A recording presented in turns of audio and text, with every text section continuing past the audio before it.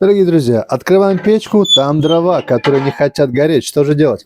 Берем чудо-смесь, досмотрите до конца видео, узнаете, что это за смесь такая. Чуть-чуть, буквально столько, раз, и кладем прямо под дрова, вон туда. У нас гарантированно дрова возьмутся. Берем горелочку, опа, все, можно не париться. Закрываем, и костер будет великолепный.